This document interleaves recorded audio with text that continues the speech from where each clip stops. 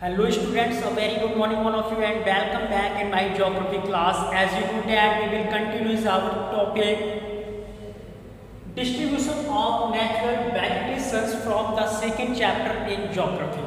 After that we will finish the chapter number 2 and after that video I will provide you all solution of the chapter number 2.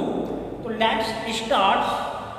Distribution of natural vegetation. Natural vegetation जैसे मैंने आपको बताया कि जो हमारे पेड़ पौधे होते हैं उसका अगर हम क्लासिफिकेशन करते हैं तो उस क्लासिफिकेशन को जो हमारे बुक्स में दिया गया है कि वो पाए कहाँ जाते हैं और किस फॉर्म में पाए जाते हैं, तो आपके बुक्स में 4 क्लासिफिकेशन दी।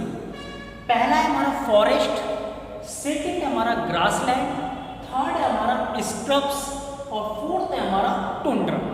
हालांकि काफ़ी और क्लासिफिकेशन भी होते हैं जो नेचुरल वेजिटेशंस के होते हैं, लेकिन अभी हमारा स्टैंडर्ड क्लास 8th का है तो हमको मेजर ये 4 क्लासिफिकेशन देखने हैं। जैसे जैसे आप स्टैंडर्ड आगे जाएंगे 9th 10th 11th 12th आपको क्लासिफिकेशन अलग अलग पढ़ना पड़ेगा। जैसे ग्रासलैंड में आपने क्लास 6 में 7 में पढ़ा, जैसे हम पढ़ेंगे इसमें भी ट्रॉपिकल में कौन कौन से फॉरेस्ट हैं, जोग्राफिकल एरिया में प्लेन में कौन कौन से ट्रॉपिकल वगैरह है, कौन कौन से ट्रॉपिकल में फॉरेस्ट के जो प्लांट्स होते हैं वो ग्रो होते हैं। लेकिन हमको यहाँ केवल बेटा 4 क्लासिफिकेशन देखना है। पहला देखते हैं जो डिस्ट्रीब्यूशन ऑफ नेचुरल वेजिटेशन है उसमें पहला होता है फॉरेस्ट। और फॉरेस्ट तो आपने देखा होगा भी जंगल वन, जहाँ पे इनका एरिया केवल क्या होता हो ज़्यादातर पेड़ों से ढका हुआ होता है। तो यहाँ पे करते हैं कि areas of heavy rainfall huge trees में थ्राइव। क्या है, ऐसा एरिया होता है जहाँ पे क्या होता है हैवी रेनफॉल होती है। हैवी रेनफॉल का मतलब जहाँ ज़्यादा बारिश होती है। ह्यूज ट्रीज में थ्राइव, और जो वहाँ के ट्री होते हैं वो थ्राइव हो जाते हैं। अर्थात आप देखिएगा मीन्स इसका ये हुआ कि जहाँ हैवी रेनफॉल होगी भी वहाँ पे प्लांट्स ज़्यादा ग्रो होंगे, और जब वो ग्रो होंगे तो वो थ्राइव भी होंगे।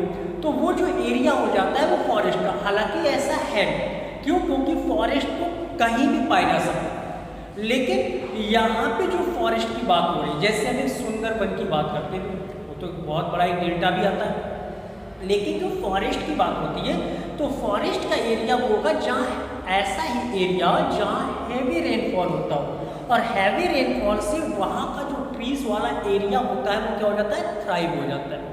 नेक्स्ट हम देखते हैं ग्रासलैंड। ग्रासलैंड से आपको पता लगे क्या होगा भी, ग्रासलैंड का मतलब क्या हो गया कि जमीन पर जहाँ पे ज़्यादा एरिया में क्या होती है घास पाई जाती है, उसको हम ग्रासलैंड बोलते हैं। आपने क्लास 7 में 6 में पढ़ा होगा पम्पास और सवाना, प्रेरीज, ये सब क्या थे हमारे ग्रासलैंड थे।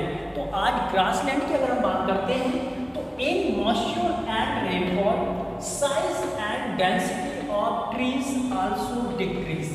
देखिएगा यहाँ पे जो ग्रास होती है एक तो मॉइस्चर एरिया और दूसरा एंड रेनफॉल भी, जहाँ आप देख रहे होंगे जैसे ये बारिश का मौसम है भी, जहाँ बारिश का पानी आता है अर्थ पे तो आप देखते होंगे कुछ दिनों के बाद अगर हम घास नहीं भी लगाना चाहें तो हर जगह घास उग जाती है। तो ऐसे जब रेनफॉल होती है तो ग्रास लैंड में जो वहाँ पे ग्रास होती है वहाँ पे उनकी जो तादाद होती है, क्वांटिटी होती है वो बढ़ जाती है। और फिर वो कह रहा है कि जो इनकी साइज होती है और जो इनका डेंसिटी का मतलब होता है घनत्व। जैसे अभी हम राजस्थान में चले जाएं तो हमें 2 पेड़ यहाँ मिल जाएंगे, 2 पेड़ 1 किलोमीटर के बाद मिलेंगे, 4 पेड़ 2 किलोमीटर के बाद मिलेंगे, यानी वो डेंसिटी होती है। जैसे हम बरेली में चल रहे हैं तो भी हमें इतना दूर थोड़ा जाना पड़ता है, हम तो जैसे भी चलते रहते हैं हमको ट्रीज मिलते हैं, तो वो डेंसिटी होता है। तो यहाँ पे जो इनकी डेंसिटी और जो साइज होता है और ट्रीज मीन्स पेड़ों का आल्सो डिक्रीजेज, यहाँ पे वो कम होते जाते हैं, घटते रहते हैं। क्यों, क्योंकि ज़्यादातर ग्रास कितनी बड़ी होगी भी हो जाती है, तो इनकी जो डेंसिटी होती है वो क्या होती रहती है और साइज होता है वो डिक्रीजेस होता रहता है ट्री का। नेक्स्ट आता है बेटा स्क्रब्स। स्क्रब्स मीन्स क्या होता है, जैसे आपने देखा होगा झाड़ियाँ होती हैं, कटेरी झाड़ियाँ भी हो सकती हैं, उसको स्क्रब्स कहते हैं। जैसे हम राजस्थान में चले जाते हैं तो राजस्थान में हमको क्या मिलते हैं, जैसे कैक्टस देखा होगा आपने, तो भी कैक्टस में भी क्या होता है कि उसकी जो कांटे होते हैं वो हमको चुभ जाते हैं। तो जो स्क्रब्स होते हैं dry area of no rainfall, कि वहाँ पे एक तो ड्राई एरिया होगा, ड्राई का मतलब क्या होगा भाई जैसे सूखा, जहाँ पे बारिश कम होती हो, और ऐसा एरिया कहाँ है जैसे राजस्थान है, और क्योंकि वहाँ पे डेजर्ट है, ऑफ और वहाँ पे बारिश भी क्या होती है, लो अर्थात कम होती है। Thorny scrubs and scrubs grow deep roots. जो थॉर्नी होते हैं, थॉर्नी का मतलब होता है थॉर्न मीन्स कांटा, जो कटीली झाड़ियाँ होती हैं, थॉर्नी स्क्रब्स होते हैं and scrubs grow deep roots, और उसकी जो रूट्स होती हैं वो बिल्कुल नीचे तक चली जाती है। जैसे आपने देखा होगा कैक्टस जब हम लोग कभी लगा लेते हैं तो कैक्टस की भी जो रूट्स होती हैं वो काफ़ी नीचे तक चली जाती है। ऐसे अगर हम देखते हैं एलोवेरा के लिए, तो एलोवेरा में भी हम क्या देखते हैं भी एलोवेरा की जो लीव होती है वो काफ़ी मोटी होती है, और जबकि उसकी जो रूट्स होती है वो काफ़ी नीचे तक चली जाती है। तो ये सब क्या हो गया, ये स्क्रब्स में आते हैं। नेक्स्ट आता है टुंड्रा। तो देखिएगा here images showing that this is called polar। ये पोलर होते हैं।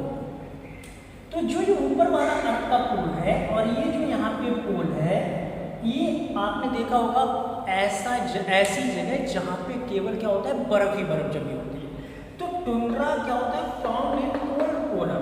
जो हमारा पोलर है, जो अर्थ का पोल है, उस पर क्या होता है, ये क्या पाए जाते हैं, टुंड्रा वाले ट्रीज या टुंड्रा वाले फॉरेस्ट पाए जाते हैं। और कभी पूछा जाता है कि भाई टुंड्रा जो फॉरेस्ट है वो किस एरिया में पाया जाता है, तो आपका आंसर होगा sir tundra found in cold polar.